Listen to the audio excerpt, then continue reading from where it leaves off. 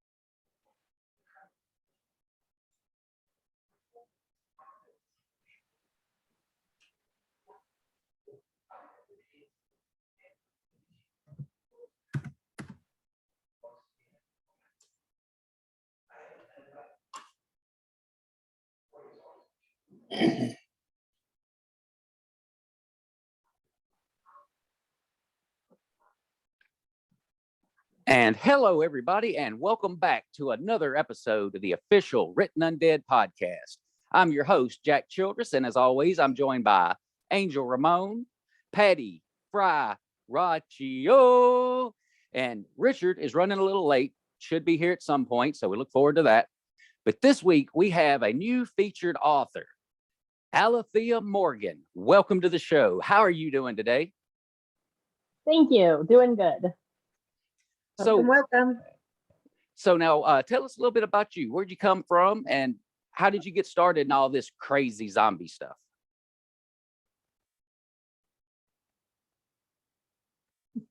Well, I was, and mostly the Dallas-Fort Worth area, moved around about 40, 50 times. My parents were not in the military.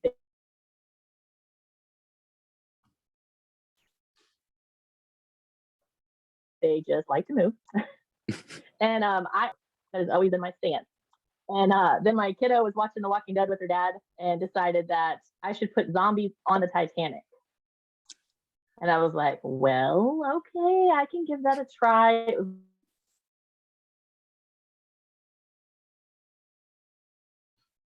Got a little freezy like going on. Book. I'd done a thriller before that. So I wanted to make sure. Oh, can you see me now? Yes. It's a little glitchy. Watched the Titanic movie about 50 times to make sure, a little glitchy. And once I got the timeline down, I added a few extra special things. There was a mummy that was on the Titanic, and it's a cursed mummy. And it burned down the museum in London, so they sent it to Scotland. It burned down the museum in Scotland, so they thought it'd be a great idea to put it on the Titanic.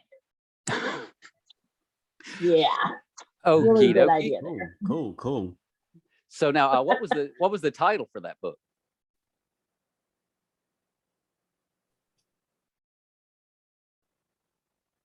It's called Infected Waters, and it's one in my Infected History series because I've infected history with zombies. So they're alternative history books. Now that I like, and I know Angel does because he's the resident history buff around here. Yes, he is. Because they have some real history, and so I like adding the history aspect, but A little glitchy there. but zombies make it not a real thing, so it's alternative. Got my zombie start. Better? Okay, you're going again. Yeah, it's just kind of Okay. intermittent. You'll kind of for a second, and then you come right on back. So we'll make it through. We always do. Because as I tell them, if anybody knows. I live in the middle of absolutely nowhere. We have more cows than people. That makes sense. So. Yep. Internet, I've got it.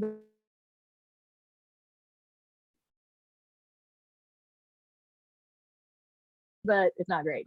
So actually watch The Walking Dead and kind of cover my eyes during some of the gorier parts. So I always laugh because I kind of write my books, with the finger over my face, hiding the gore from myself. I've gotten better over the years, gotten used to it. But I always know, okay, they're fixing to fall into the smasher trash compactor. I probably don't want to see this part. So I'll just listen. Skip the gore. But yeah, so I started my other series, which is the Against Zombies series. And it was just going to be one book, Moms Against Zombies, because moms are the fiercest things you can find. They'll protect their kids at all costs. Assuming they're good parents, good moms. Oh yeah. And yeah. so, they're ferocious. And I was like, they don't get a lot of play in these kind of stories. So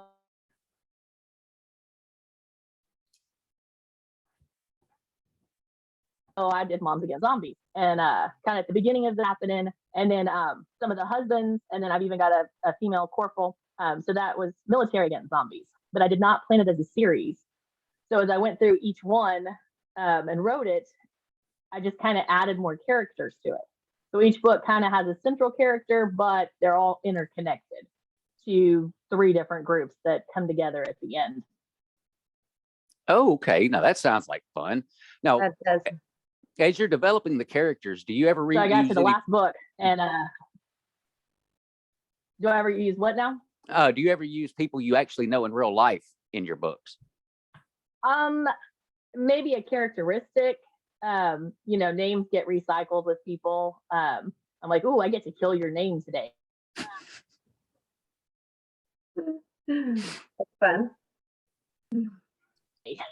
Yeah, Javin is the king But no, I of try killing not to people. tell people I kill for a living.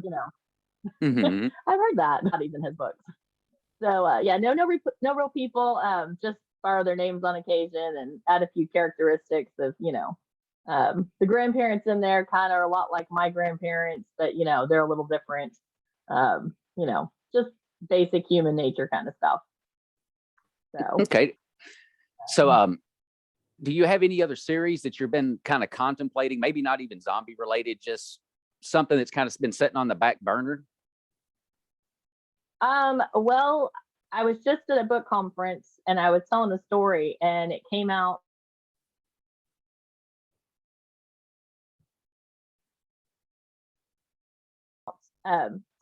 Cinderella in the Cereal today. That's going to go under my pen name Pepper Morgan or Paris Morgan, and because I write thrillers under that name because they're a little bit different than my zombies. And then I have spicy romance that I do too. So that's for the people who don't want to.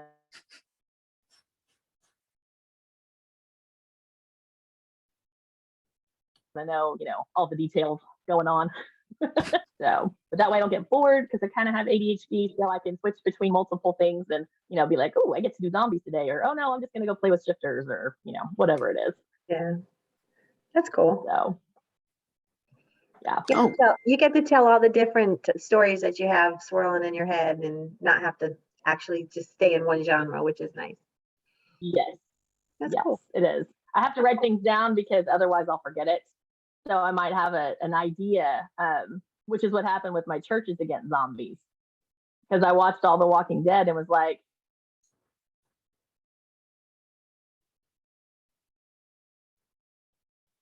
ooh, what happened to all those little old ladies at church? So then I just kind of had that sitting there for a while, and it took me 4 books before I got to the Churches Against Zombies. But I added them in there. Yep. That's funny. Well, we know all those little, blue-haired old ladies weren't going to pick up a machete and go after the zombies. They want somebody to protect them. This They're is the true. ones And making the pies in the kitchen. unless it was CA Hoax, then she'd be out there with a machete, even at 73. Yes. I have no doubt. That would be something. I have no doubts on that. She would be out there. So when you're not writing, do you have any hobbies or anything that kind of just to get away from writing all the time? Do you have something that entertains you on the side? Well, I have 3 teenagers. They are 14, 15, and almost 17. So that takes up a lot of time. I forgot my pants. These are too tight. Well, you should have figured that out, an hour ago when you went to school. I'm the mom taxi, and they do not tip well. That's just, part of it. Yeah. Been there, done that. But yeah. So, and now, do you ever get a chance to travel? I got 5 years. Oh, sorry. Oh, you're good. I travel a little bit.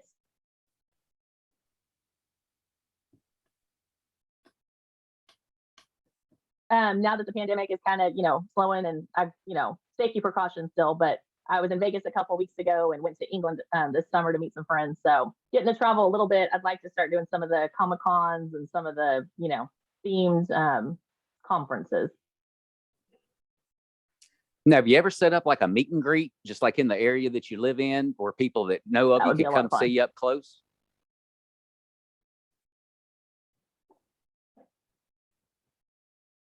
Well, the people that, not a whole lot of people show up for one of those. I'd have to drive to Dallas Fort Worth to do that. And just haven't had the opportunity so far. But I think it would be a lot of fun. So Cool. Something to plan and look forward in the future. So now, what do you find inspirational whenever you're out, just out on the town? You see something, it makes you go, "Ooh, I need to jot that down," or you hear somebody say something, you think that would be a good line. Yeah, Facebook is a lot of inspiration. I'll get a post or a theme and be like, "Oh, I can do this with that," and it just kind of morphs into an idea. I write notes a lot because otherwise I'll forget it when I get home. Or wake up from a dream and be like, "Ooh, I can switch that and make it, this much scarier and add extras to it." Yeah, scare myself in the middle of the night. That's always fun. So how long have you been writing in full? Like, when did you really get started? I started writing in 2014 and published in 2015, and then kind of figured out how to, make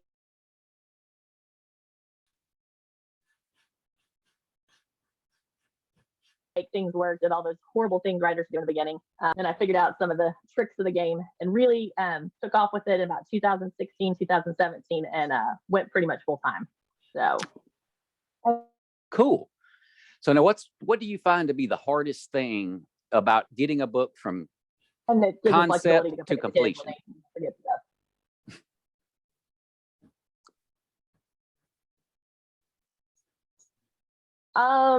The middle, because it's really boring. So you have your opening scene action, and then you have your ending scene action.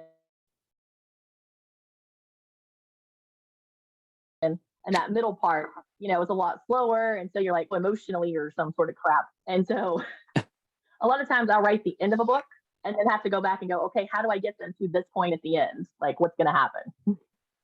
I started out a pantser, so I literally write like as I think of it for the most part. Yeah. I got a question for you. Are you the kind of author that can write more than one book at a time, or you like me, you just write one book at a time as you go? Well, because I have 3 different genres, so I'm always working on 3 different books or 3 different ideas. Wow. Okay, yeah. Cool. So do you travel around with a notepad? No, thankfully there's this modern device called a phone, and it has one of those on it. Okay, showing his age. Yeah, you're old, Jack. You're old. Well, my little buddy calls me an old head, whatever that means. The whole body's old. I'm one of those elder millennials, I get that we used to use typewriters, and then now the computer, with all its newfangled jargon. Yeah. Both sides of that spectrum. So now, do you ever worry though, if you put your notes in your phone and then your phone gets destroyed and you really needed access to those, if you maybe wished you made a hard copy? Old man thinking. Well, I generally put them in Google Docs. Okay. And Google Docs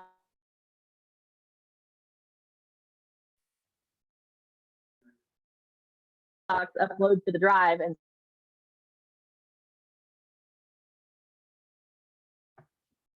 so it's on all my devices. So and Hyan's notebook and iPad stuff. For that reason, what happens if the apocalypse happens and we don't have computers and internet? How am I going to access my stuff? Because obviously publishing is going to happen when the zombie apocalypse happens.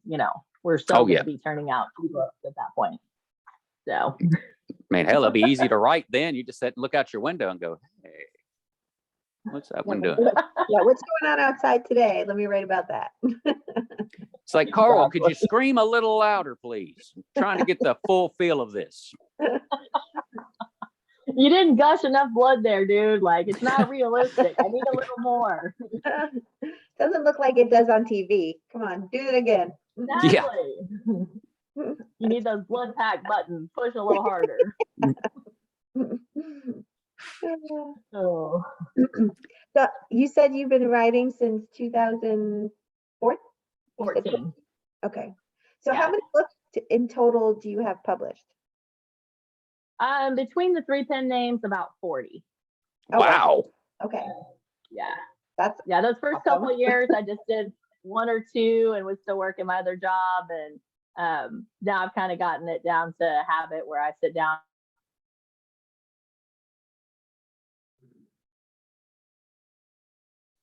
and write every day or every couple of days and make I have to have a deadline, so I put them up for pre-order, because if I didn't do that, the books would never get written. And then, Right. of course,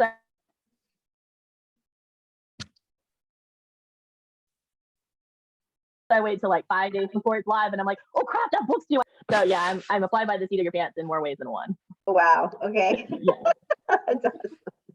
Nice. Well, Angel and several other authors all do this. Do you keep up with your daily word count? Like, do you set yourself a goal? Like, today I want to get at least 2,500 words down, or do you just, like you said, you just let it flow, and whatever you get, you don't even worry about it?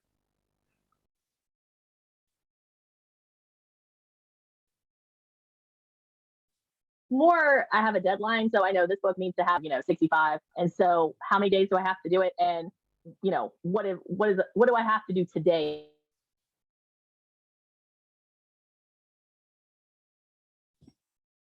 to make that happen? The closer it gets to deadline, and the more I forget. But I try to do somewhere between 2,000 to 3,000 words a day. That doesn't always happen, because my teams just manage to make my life a little crazy. I know the feeling. Yeah, but yeah, I have a tracker and keep track of how many words I do a day, so kind of know if I'm on track, as the month goes along. So I think I hit probably about 500,000 words last year, and then the year before that was 750. This year will be about 750,000. Wow, that's a bunch of words. A lot of work. Hey, I have a question, and do you? I've gone through a couple of keyboards. Do you find yourself writing and the story grows in your head? So let's say you are writing the book and the story starts to grow. Do you expand the story, or do you have a story set in your head already and you're gonna stick with it? You're not gonna throw anything else in there. No, it's where the characters go. I've tried plotting it out, and I'll get like bullet point outlines, but it never stays on track for that. So I'm like, oh, look, this is what happened here, and it morphs into this. And I got to book 8 of the Against Zombie series, and I was like, oh yeah, I mentioned a bad guy in the beginning of book 1. I kind of need one of those to be a bad guy in book 8. So I picked a bad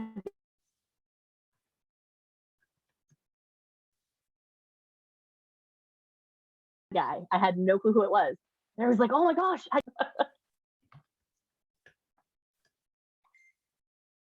I had no idea who the bad guy was going to be at the end of the series. So it comes along and see where it takes me. So you I basically listen to the voices in my head. I'll say you surprised yourself with who the villain was. I did. Yeah.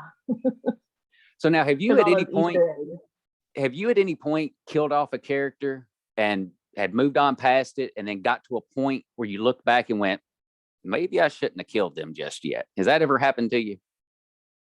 No, because I have a really hard time killing my characters. So there are authors that yeah, I'm like, they can lose an arm, but they can't die. That just doesn't work. And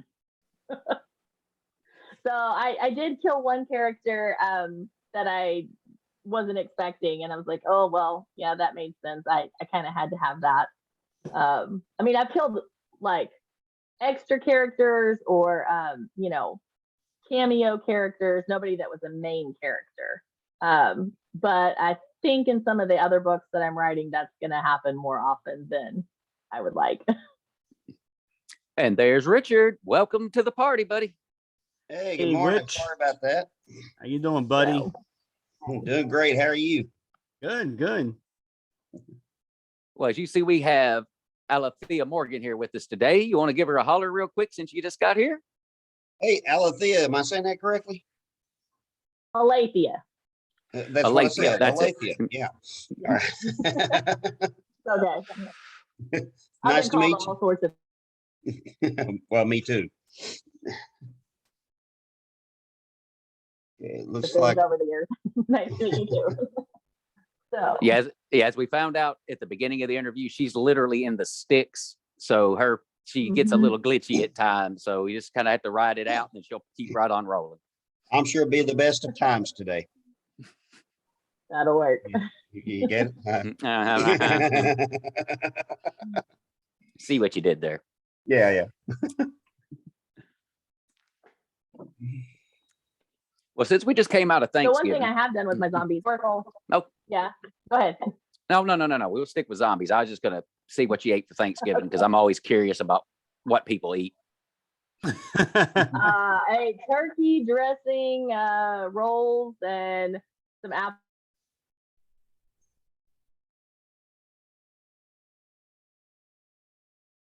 pie. So Ooh. all the good stuff. You Apple make pie. it or Yeah. I made the bonus family Thanksgiving, and then we went to my brother's for the other Thanksgiving. So oh nice. Okay. I was say, wow, you really got to eat. I had Yeah. to do all the cooking, only ate one meal. Now I'm jealous. Jack, did you post well, we have a large family, so Jack, did you post the outcome of your country pie?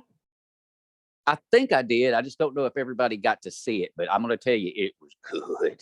I don't course, remember seeing it. That's why I asked. Okay. Okay, I Yeah. have to go back and check, see where my pictures are, because I was deleting a few things out this morning. I think it may have been one of the ones I deleted. Although there's still leftovers. There's still leftovers in the fridge. That's going to be the lunch between the two shows today. Cool. Yes. Good old And- leftovers. Yeah, and I did learn something in the process of making all that and posting it. I didn't realize that if you don't use lamb, you can't call it a shepherd's pie. If you use ground beef, ground chicken, ground turkey, you have to call it a cottage pie. Oh, cottage pie. That's what I think I said country pie. Sorry. Cottage Hey, pie. I made it. It might as well be a country pie. So you were just saying about your zombies. Where were you about to head with that? Well, because I have the historical zombies, so I kind of set that up to because the second book in the series is World War One, and how the Germans took the zombies and then kind of morphed them to fit their needs, and then made them into something a little different for World War Two. And so this next year I'll have Korea, Vietnam, and the Gulf War. So it kind of shows the science and the different things that happen to zombies through the decades, and then how we get the zombie virus in my current series, the Against Zombies. Okay, so everything's pretty much That's tied cool. together. The way it just starts way, way back, and then you make it to So present kind day. of tie them in together. Yeah. Sounds interesting. Start Sounds reading. interesting. Yeah, so you can start in from different parts and then kind of catch up with where it Cool. I know I jumped back and forth a few centuries in and my I have books another there. series I'm doing. Centuries? So how far back do you go for centuries? I go all the way back to the original Friday the 13th, where the Knights Oh. Templar were persecuted and rounded up and arrested. And so I've got I go back that far and have a story, that a backstory in my book that kind of explains a few things of why things are going on now. So so there's a whole Knight Templar connection, but I could talk about that all day. But But yeah, what I was going to ask you though is what kind of research, how much research did you have to do, to make it historically, accurate, I guess. Well, I have a BS in history, so a Bachelor of Science in History, so I can BS about history all day long.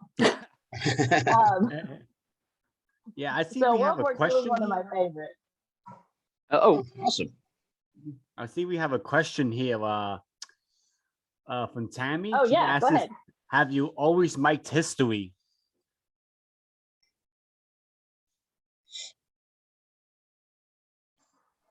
Yes, I've always been a history buff. I have huge sets of bookcases with history. My favorites are World War II, the War of Independence, America's War, and the French Revolution. Ah, Off with their head. So I guess I kind of pre-zombie, without realizing it. oh, cool. Guillotine and kill them all. Yeah. So you got another history buff here. Although for me, I tend to be more ancient and medieval history. I don't like going beyond the Middle Ages. yeah, he's got some really good stuff from back there. Trust me. Back in the day. Well, I like more modern history because I can identify with that. The Middle Ages. I'm like, where did they go? Where did they go? Outside of the bathroom? Like, that's just beyond my comprehension. I'm not gonna do well in the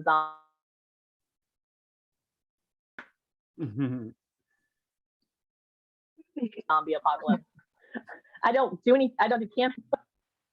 I want a restroom with the toilet that flushes and a shower to, get clean afterward. Ah, okay. Fair enough. Not big on the old bathhouse, I take it. No, not really. Well, just know if you find yourself in a community bathroom and you see Javin, run. I use a lot of solar panels. Oh, Oh. Yeah, I like to use a lot of solar panels in mine because I think people are going more toward that. So I think they'll have more energy in their homes, or like college dorms and stuff have gone to some of that. You can find hot water or electricity to get clean, but you have to know where to look. okay. So are you a prepper in any sort of way? Do you have a bug out bag that's always there ready to go? I wish that bug out bag, kind of like any moms, my teens would steal. Oh, you have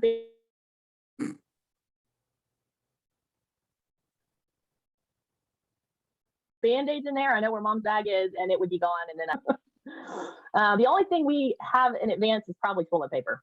And that's because I had 3 girls. Necessity. So you want to always have toilet paper in your home. No, I didn't have as much problem with that toilet paper crisis as other people did. Maybe used as currency in the apocalypse. You never know. Yeah. We're prepared.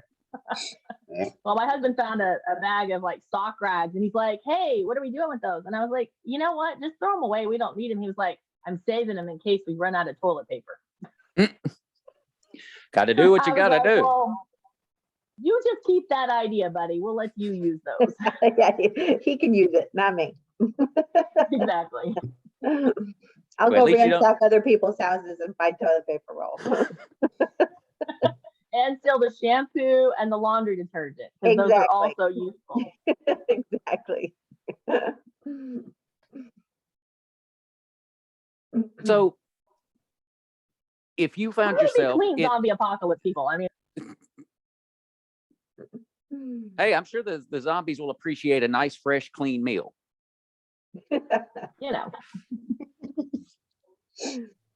I see we have another question here from Alex Hughes. He asks, do you prefer to use fast or slow zombies? And do they become smarter the longer they are around? Oh, good question.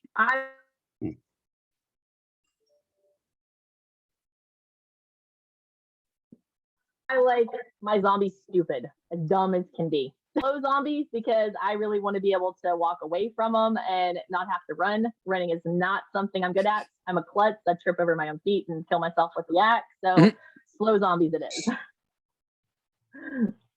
I do have a set, an idea I'm working with, where the zombies have souls.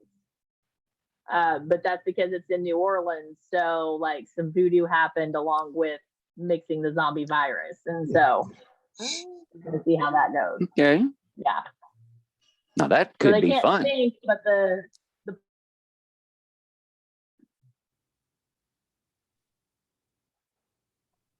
person's soul trapped inside of them. So you're actually these by releasing their souls.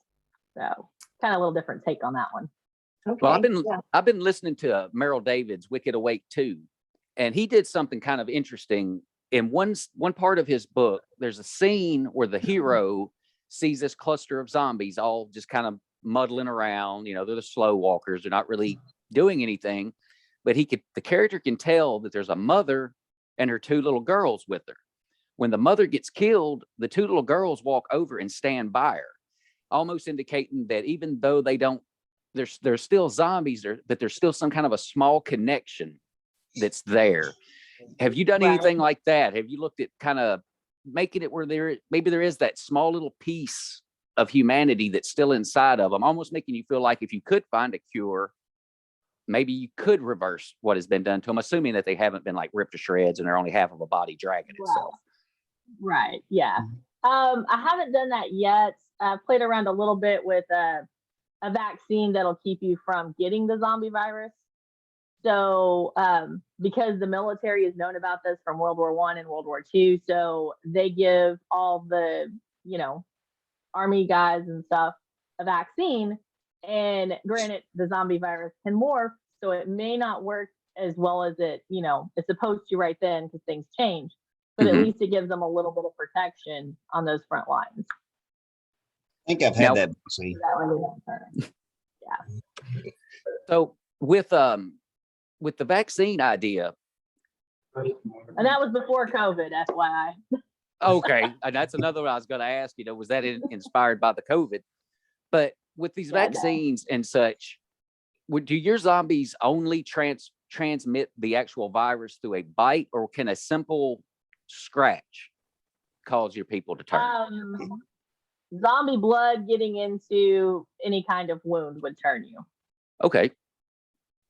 So you basically don't want to have any open wounds in your apocalypse. So, and the vaccine, right? The vaccine would kind of keep you just from turning into a zombie. If you get bit in the right spot, you're going to die anyway. You can't stop that. And kind of not like nanobites technology, but if they could get some of the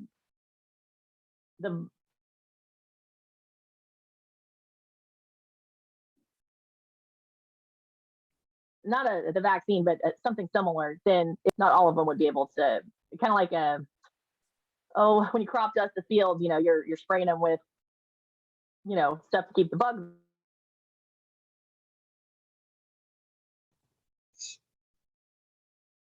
off. Well, this would be something you could go and crop dust the zombies over, and it would knock the virus out of them, and it'd just be dead bodies. So that's what they're working on in some of my books, so that way they can fight the zombies a little better than just hand-to-hand combat.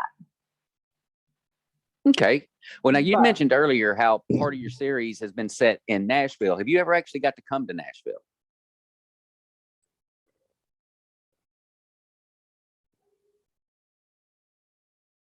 Yes, been to Nashville twice, so that helped a little bit with seeing how it all looked and everything. Okay, cool. Took a road trip with the kids one time, and then did a book conference. Nice. So what were you? How'd you like my little city? It was really fun. Had a good time both times. Got to do some exploring. So you should check out East Tennessee. It's much nicer. He ain't wrong. And they're not under a constant state of construction. Travels. Well, Knoxville pretty much is, but excuse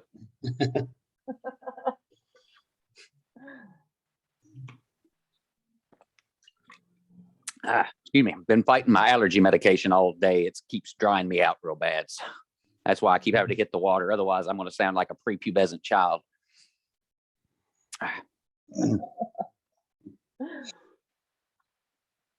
So yeah, my zombies are kind of since I started the new Dead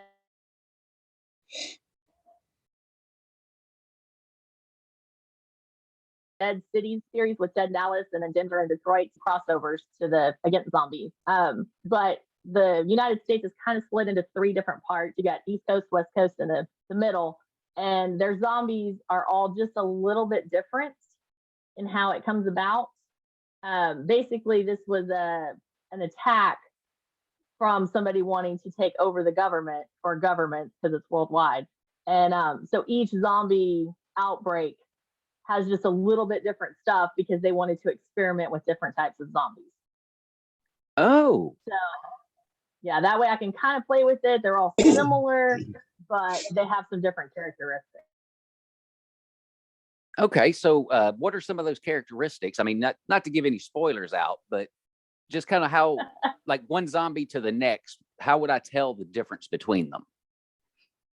The ones on the East Coast and against zombies are pretty normal zombies. The ones in the Midwest, they kind of their eyes turn green, their blood's a little more greenish tint.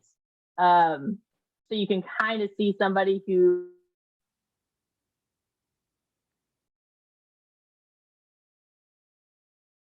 has it from further away because you've got the grit in the West Coast book yet. So I don't know how those zombies are gonna go. I Oh, gotta okay. think of that. Well, before the end of next month, so not too far in the future. Yeah, just what we need. Valley Girl zombies. I imagine it can't be Bull sure. My Jack. Swimsuit zombies. That would be my downfall. That's what we need. Set in Denver, so they might be mile high, zombies.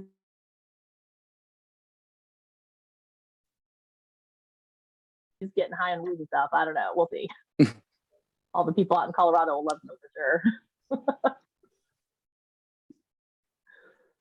So now, are But- there any other place? Have you looked with this particular series? Are there any other cities that say outside of the United States that you're wanting to maybe like really focus in on? Well, because I've been to England, so I kind of see one happening in England or, a couple spots in England. As I get to travel more, I'm sure that more will pop up. But I kind of like to have the hands-on, okay, the streets look like this, the buildings look like this, put a few references into actual stuff. And that way it seems more realistic. See, I always find that fun. Anywhere that I've actually been in real life, when someone writes about it and they start describing places that I've physically been, it's like, I know that. I know where that's at. Of course, it wasn't Exactly. on fire, but hey, whatever, we'll burn it down. It's fine. Because There weren't riots going on at the time. Yeah.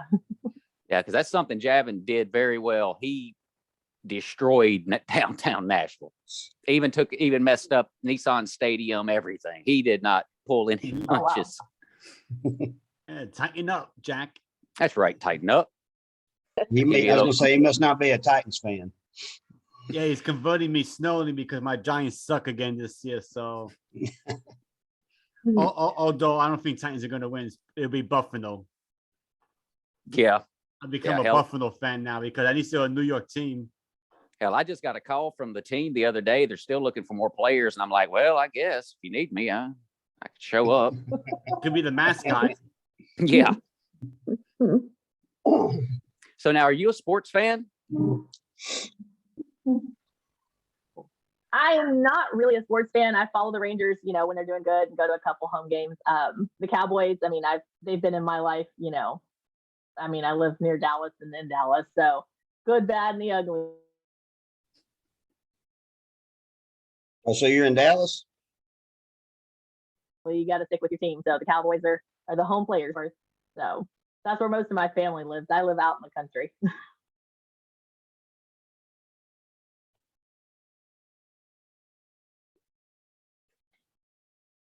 We got to go to the big city when we want stuff.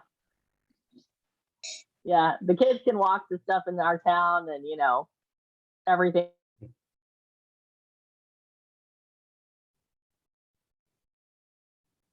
things within a couple blocks of each other. But we go to where I was born, actually. Okay.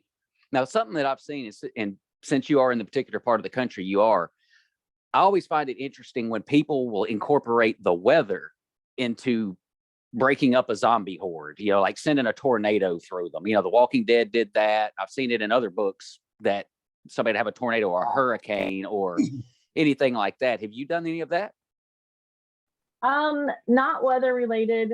The books in Texas do mention the heat because that's always a factor. And then, the further up you go, like Detroit will probably have more to do with cold or snow or, I don't know that really stops zombies because once the snow freezes or, thaws, then they're able to move around again. But it would definitely keep them from just decomposing for longer. Whereas in Texas, they're probably just dripping off their skin because we drip constantly and we're alive. So this is true. And I imagine the smell. Everybody does that. Everybody does that down here in Texas. Exactly. Yeah, poor Richard. He goes from Tennessee where it's hot out to San Antonio, even hotter. He can't escape the heat. Yeah. No. San Antonio is much worse than Tennessee. Very true. Very true.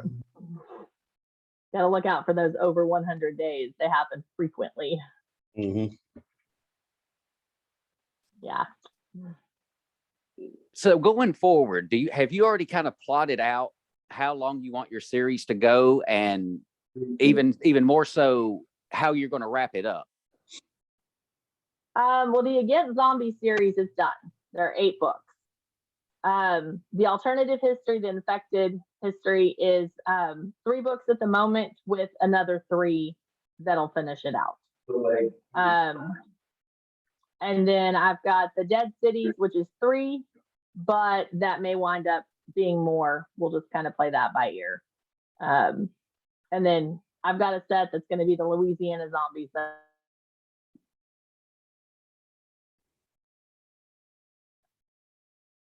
I want to get into here pretty soon. So owls and the alligators handle zombies down on the bayous. Oh, now that'll be cool. Now, can animals get infected in your stuff?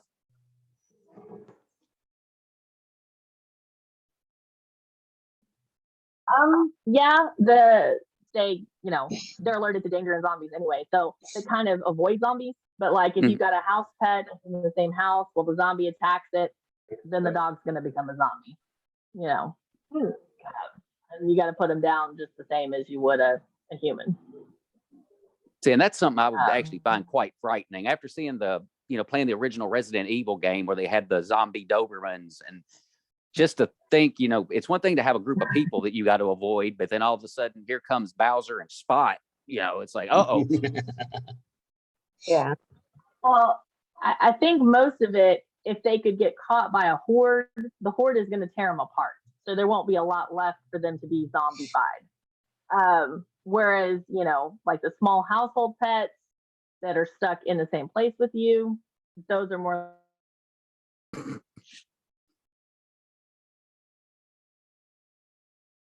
likely to get the zombie virus. Aww. Figured since Patty's can't make a cameo today, he had to make it. Yeah. But, most animals run away from a horde and stay out of their path. So, zombie deers would be kind of scary too. We have a lot of deers out here. Yeah. Yeah, if you want to see a good zombie deer, find the video for Metallica's All Nightmare Long. Wild Hogs. Yeah. I'll have to look that up. There actually is some kind of disease or virus or something out there that only deer get that makes them go crazy, like almost zombified. Well, I think Stephen King did one like that with the zoo, or maybe it was James Patterson. They had a virus that went through the animals, and they were kind of zombified. Kind of thinking that was Patterson. Yeah. Yeah, maybe Patterson. Yeah. There's just so One of darn many of y'all. I know, not Right. enough time to read all of them. No doubt. But hey, I can't complain. We'll Oh, always have infinite content. That's true. That's true. Right? Very true. Won't get bored, that's for sure. I see a My kids say question. they're here. bored and oh yeah, go ahead.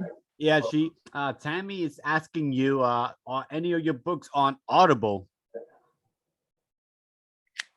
Not yet. I was waiting for the series to get finished, so that is the 2022 goal, is to get the books on Audible. Well, do you have any criteria for what you Mhm. want with your narrator?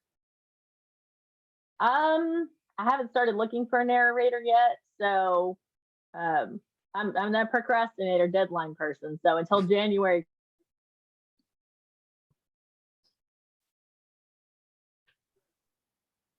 first gets here, I won't think about it. Okay. Did you have All right, somebody in that's mind? fair. Well, I mean, Lord, you got Saltzman, you got Richard. Who does yours? Steve Vernon. Okay, and then of course Okay. Sean Rurnett, always a winner there. And Angel, what was the name of your narrator? Because he does such a great job with the Charles Bronson type character. Oh, Where'd you go, Angel? I think he must have fell into a pit. I think he froze up. He's not moving at all. Yeah, he never moves. I don't know how he sits that still. It's just amazing. well, the conference I went to a couple weeks ago, they had a narrating couple, and so she does the female voices and he does the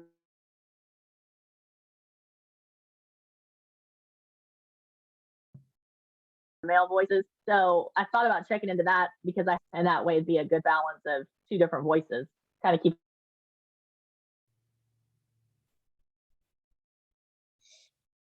you from falling asleep as you listen. So Right. Yeah. but I I will check never, into some of those other names too. in fact, I don't think I've ever actually heard a book where they do that, where they have a male and a female narrator kind of bouncing back and forth Mhm. off of each other.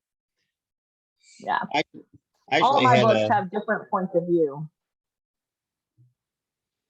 I actually had a group reach out to me on ACX when I put my book out for auditions, and they were like a recording studio, and they were going to use several different voice actors.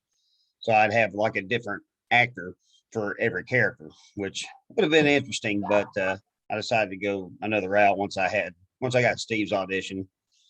I decided to go with him, but there are some options out there for that. I think that I would like be it. fun. Something fun to listen to instead of just maybe having a guy try to do all the women's voices and, and then Right. to do all the different guy voices and stuff. So I did actually listen to an Audible, a book on Audible that had the male and the female. And I enjoyed it. So Okay, good. yeah. So good luck with that. I hope if you do it, it turns out well.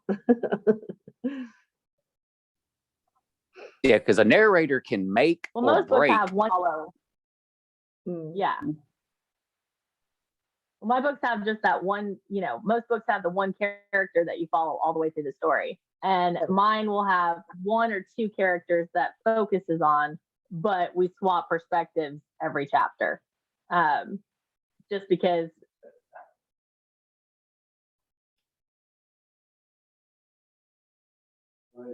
I find it hard to have it only one perspective, so it makes it a little easier for me. Yeah. Okay. Back and forth. Well, one series, it's not a zombie series, but I like a lot of the Star Wars stuff. I'm a geek that way, all the way around. Yeah. And something they do with their books, I guess probably because they got the Lucas money, they use sound effects. So like you can hear the sound of a lightsaber, Oh, there's yeah. a fight scene and the blasters going off and just different things like that. Is that something you thought you'd ever maybe consider doing, is actually having the background sound effects or background noise, or maybe even some kind of a creepy music playing in the back? I haven't thought of that yet, but the churches against zombies, I could definitely hear some creepy organ music going on. So it's a good suggestion there. Okay. I have one every once in a while. That recording studio I mentioned earlier, they were gonna, they offered to do like background sound effects and everything, but it was gonna cost me way more than just going with a voice Yeah. act. Yeah, and I know some people just don't like background noises. It actually detracts for the experience, based on what I've seen at least. Mm-hmm. I think Audible frowns on it. Yeah, one of the- exactly. Probably. Yeah. All righty. Well, we're starting to get close to the end of this little hangout session right here. So I'm going to go ahead and make a little trip around the room, find out what everybody's up to right now, where we can find you. And then we're going to let you have the rest of your weekend back. So Angel, where you at right now, buddy? What you got going on?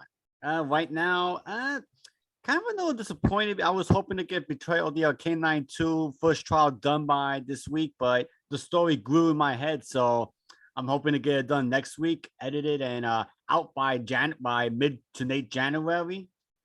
And I mean, as far as where you can find me, you can find me here on the Written Undead every day. You can find me in my group, the Legionnaires of Anxious Maximus. You can find me on Amazon, look up Angel Ramon, and you can find my zombie novels, or you can look up Anxious Maximus and get my historical fiction novels. And I started a newsletter, and you could sign up for that as well. I'll leave the link in the comments as well if you want to join that. Other than that, that's all I got to say, Jack. All righty. Your turn, Rich. All right. Well, I'm currently working on Wild Eyed Southern Boys book 1.5. In between that and book 2, just almost done with that. It's the prequel story. It's going to go back into the Rougarou War in 1900 when Townsend was first founded, and so we're going to learn a little bit of history on what happened. Preacher Cody's, departure from the battlefield to the pulpit, and so a lot of good stuff there. And it's going to be, I should have it done and start the editing process in December, and hopefully get that out for a January release. And then book 2 will be coming out. Excuse me, sorry about that. Book 2 will be coming out early spring.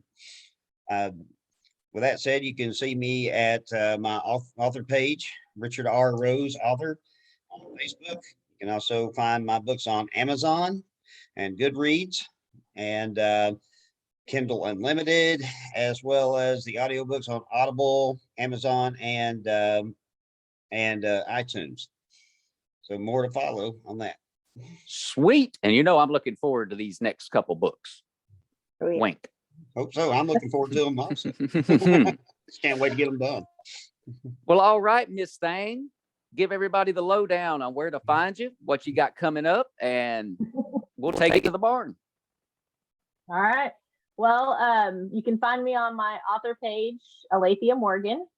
I have a group that's called Alathia's Tarts because we're a little sassy.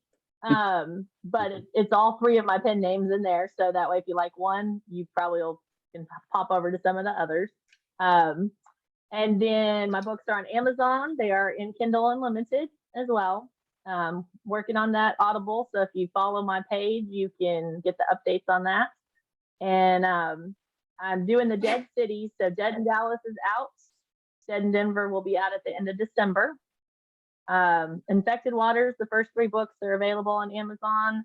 The Against Zombie series, they're written. I'm getting new covers put on them and adding a bonus scene. So those are coming out every 2 weeks. You just can't wait to find out how it ends. There is a box set, but they do not have the bonus scenes in them yet. So you have to wait till all the others come out before the box sets will have those bonus scenes. That's awesome. Well, Patty, Angel, Rich, we are out of here, and we'll see y'all later today with Courtney Thanks Constantine. for having me. All right. It was a blast. Great to meet you. Yeah, and great great- to meet you. Yes, it was fun. It was You a fun guys. experience. Hey, and great job with that takeover. You owned it. Yes, well done. Thank you. All right, Yeah. so Randy, if you're still around, man, if you want to go ahead and close us out, we'll get